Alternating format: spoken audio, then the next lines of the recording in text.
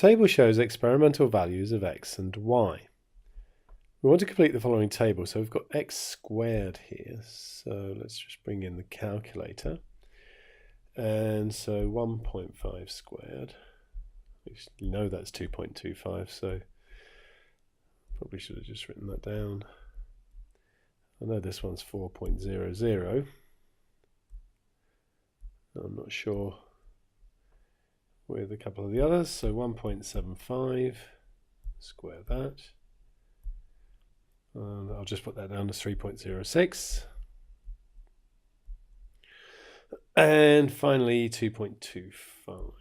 So 2.25 squared. And that is 5.06. And then LGY, which is log to the base 10, remember. So we've got log of 3.9. So I'll put that down as 0.59. And then I've got log of 8.3.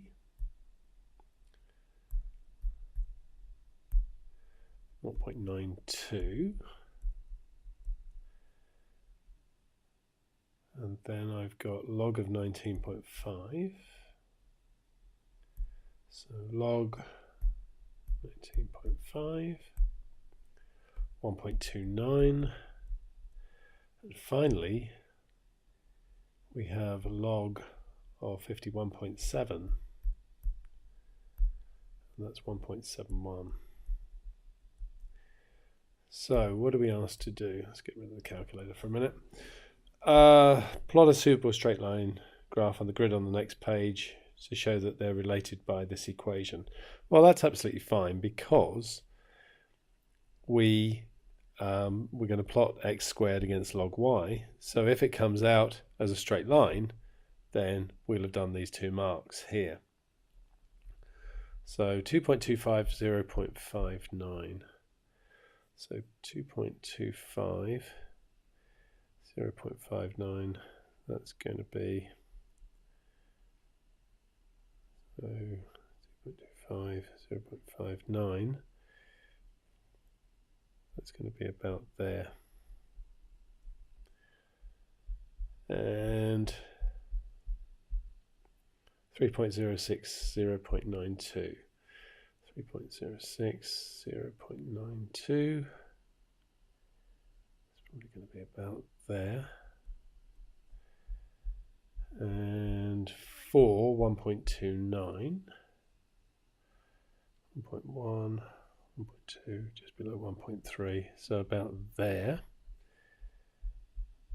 And finally 5.06, 1.71.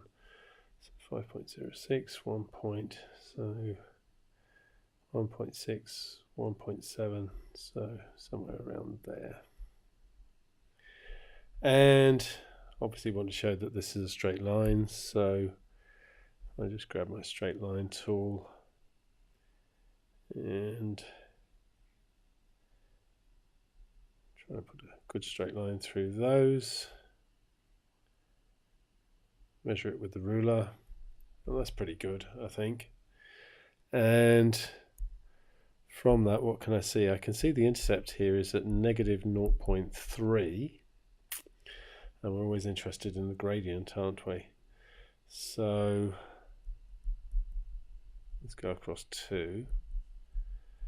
See what we go up. So that's 0.3 and about 0.5, so 0.8 say. So we'll say the gradient is 0.4.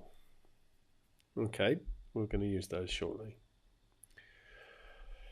So use the graph to find the value of a and b. So I've already found the intercept and the gradient just now. And our equation is y equals ab to the power x squared.